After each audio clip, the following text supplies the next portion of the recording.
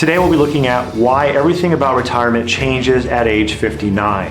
One of my favorite things about working with clients around the 59 mark is just seeing how quickly things can change for them. Unfortunately, many retirees fall into the trap of not fully understanding the opportunities available to all retirees at 59. That's why in today's video we're going to walk through the 3 changes that happen at 59 and how you can identify them and use them to your advantage. So let's get right into it. The first change is that tax optimization gets easier. You see, most retirees have concentrated their savings in tax-deferred accounts, and many times they'd like to begin to reposition those into a Roth. There are 2 key components tied to age 59 and a half. The first one is that you can do in-service distributions from your 401k into an IRA without leaving your employer, and then that can allow you to do Roth conversions if you don't have a Roth option in your 401k. This means every 365 days, a person, let's say 60 and over, can roll their money from their 401k into their IRA for the purpose of doing conversions. The second one is that you can pay the tax for the Roth conversion from the qualified funds and not pay the 10% penalty. Of course, it's always best to pay taxes from outside sources other than your 401k if you can, but there are many people who can't do that and instead they pay the taxes from the IRA or 401k. Well, you no longer have the 10% problem, and that flexibility is nice. We have a client whom I'll call Cindy, and she's a good example of what I'm talking about. Cindy is single, and her retirement income is comprised of a strong government pension, Social Security benefits, and a very large 401k that she had accumulated over the years. And she knew she was going to be okay financially, but her major goal was to give her son a significant inheritance. But because of all her income sources, she was going to be in a moderately high tax bracket her entire life. She wasn't sure how she would maximize her legacy for him. When she discovered what happens to that 10% penalty when you turn 59 and a half, it really transformed her inheritance plan, because remember, you can now access your funds without that 10% additional penalty. So in Cindy's case, it gave her more years to do the tax and legacy planning because she could start doing strategic Roth conversions at 59 and a half. And she had no money saved anywhere else outside of that 401k, so she had to pay taxes from it. And this really changed the outcome for her, because even though she was single, and single people don't benefit as much from Roth conversions because they're always in that single individual tax filing status. But in Cindy's case, she was really concerned about passing that money on to her son and paying the least amount of taxes possible. And by giving her son a Roth IRA as an inheritance rather than her 401k, he could let it grow for an additional 10 years after her passing, tax deferred and tax free. And not only that, if Cindy continues to do these strategic Roth conversions each year, it's estimated that her family will save almost $500,000 in taxes over her lifetime. So even if a person is not in the specific situation that Cindy's in, an important thing to remember here is that the flexibility allows you to be strategic about your tax planning and your future withdrawal planning, and it can give you a more predictable retirement income. And it can also give you more control over how and when you pay your taxes. And not to get into it in this video, but there are various tax planning opportunities, like opportunities to avoid surprise tax hits if you use different accounts that are taxed various ways rather than only your traditional 401k.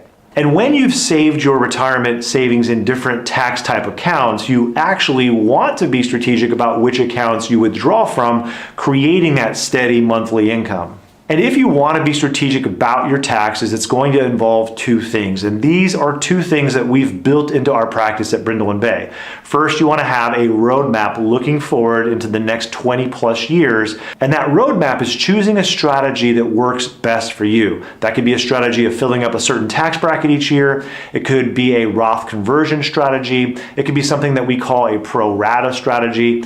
And all that is a general roadmap about which way will benefit you the most from which accounts you take money from each year. And the second thing is, once you have your general strategy, you want to walk that out on a year-by-year basis. And the practical way that we do that in our firm is each May we collect our clients' 1040 tax filing.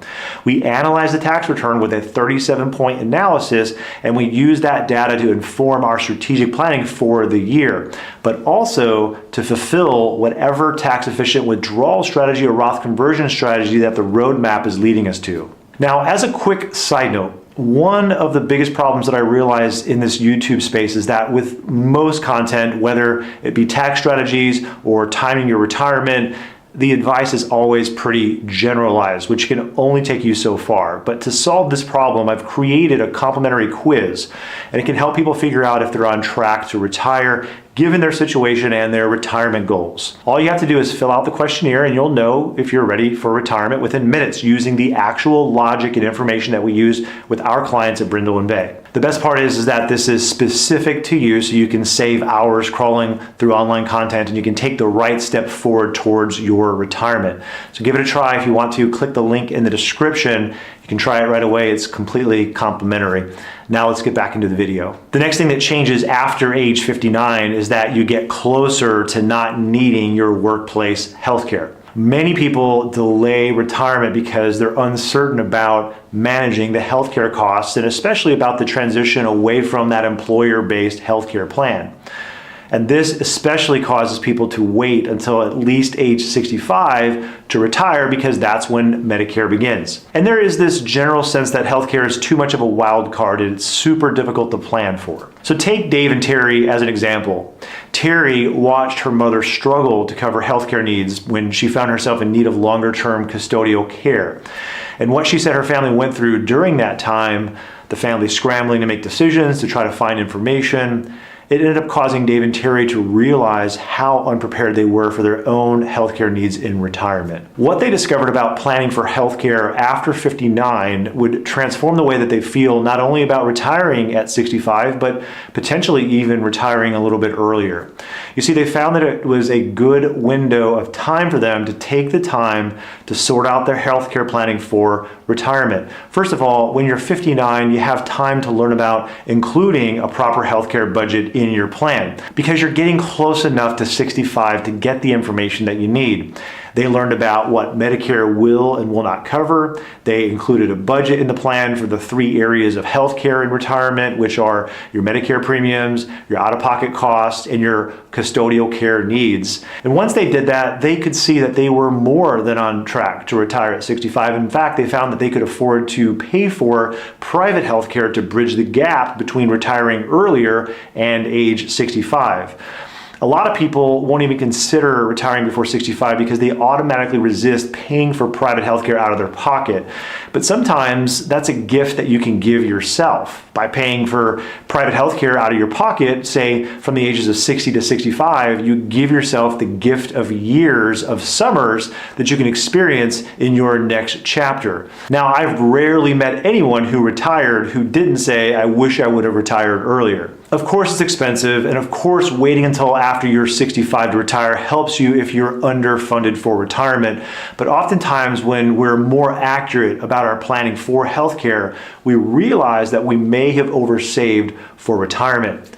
And maybe, just maybe, it's more expensive for you to die overly rich. So for Dave and Terry, by understanding their Medicare and their long-term care options in advance, they were able to remove one of the biggest uncertainties that keeps people working longer than necessary. But understanding healthcare costs in advance can also give you something else, and that is you could use the time to set aside funds to cover that healthcare gap and even give yourself just a 1 or 2 year earlier retirement as a gift. Or it could motivate you to create a healthcare emergency fund to cover out-of-pocket costs or inspire you to max fund your HSA if you have one. For Dave and Terry, it was really a game changer because having watched her mother's crisis, they were able to put to rest their concerns about being prepared for their own needs, and it can help prevent that scramble for information and the decisions that their family had experienced a few years earlier. Again, if you missed it when I said it earlier, for healthcare, you want to prepare for the cost of Medicare premiums,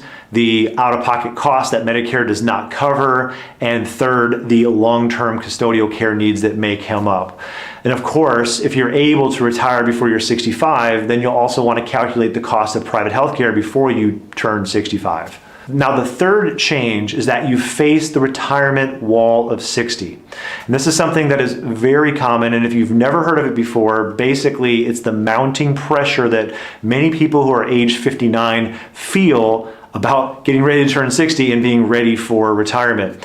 Am I ready for retirement? Have I saved enough? And can I maintain my lifestyle? Now, traditionally, as you hear me talk about, people tend to use arbitrary numbers, that magic number or that rule of thumb. But for example, if you have 8 times your salary by 67, or if you have 25 times your distribution need from your portfolio, because 25 times equates to the 4% withdrawal rule. But this lack of individual consideration makes people feel like a number. It makes them feel like they're missing something personal. And the old way of fixing this might have worked 15 plus years ago, but it doesn't work now. And that's exactly what we saw when we were working with Steve. A good example of this is Steve, because at 63, Steve wondered if he needed to work full-time until he was 65 because his company had offered him a part-time consulting role at half the pay. Now this of course brought up the question, can I afford to do this at reduced hours? Will this derail my retirement plan if I take this deal? And what he discovered about retirement after 59 would change the way that he viewed the decision. And as you know, similar to Steve, many people face the wall of 60, believing that they need to work several more years, only to figure out that they could be more flexible about their retirement than they maybe realized, especially once they understand their true spending capacity. The pressure of reaching that traditional retirement age often forces people to bury their heads in the sand, avoid the confusion that can happen, especially when you have to start reviewing your finances. But in reality, people actually have more options for creating a more personalized transition that matches their goals. And as I mentioned earlier, at age 59, it marks a critical turning point where financial penalties that previously restricted access to your accounts, they disappear, and that opens up new possibilities for structuring your retirement transition that weren't available prior to being 59 and a half. Now, this timing combined with being closer to Social Security eligibility and Medicare options creates a window of opportunity to strategically plan your retirement rather than hitting that fearful quote unquote wall of 60. And this is exactly what Steve experienced. Rather than feeling forced to work until he was 65, by understanding his post-59 options, it revealed that he could strategically combine an early withdrawal from his retirement accounts with his part-time consulting income. This knowledge of what was possible for him changed his view from facing that rigid retirement wall to seeing a doorway of new possibilities, and he made the decision to partially retire before his full retirement age. And the first thing that he did was spend more time at his family vacation cabin in Arkansas instead of all of his time working from his home office in Texas. And one thing that's worth mentioning, when you prioritize your retirement transition, it might involve a few steps and some coordination. So it's helpful to create a one-page financial plan that clearly summarizes your current financial story, helping you to see the big picture beyond just your retirement number. Because as you know, there are many questions to be asked, many assumptions to be made, and that all goes into planning. And a one-page financial plan keeps those unique steps, the discoveries that happen during the process, and the assumptions front and center so they don't get overlooked. And so as Steve went through the process of creating a financial plan, all of those discoveries and choices were written down to take something that's complex and make it simple. Now that you understand why everything changes after 59, you can navigate this transition more confidently, just as all of the clients that we just talked about in this video. However, understanding these changes is just one piece of the puzzle. When it comes to preparing for life after 50, there's so much more to consider, and it's hard to know where to start. And we all have to start somewhere, and I don't want you leaving this video without clear next steps. So to solve this, I've created a complimentary retirement quiz for you to confirm whether you're on track for retirement and to help you determine if you're prepared for post-59 transitions. This quiz gives you quick, clear answers using the same framework that I've used with hundreds of clients and references taxes, timing your retirement, and many other difficult to understand topics in detail. It'll take your actual details, it'll do some background calculations, and then it'll give you actual usable answers. If you want to take a look, click the link below and discover if you're ready for the next step. I'll see you in the next one.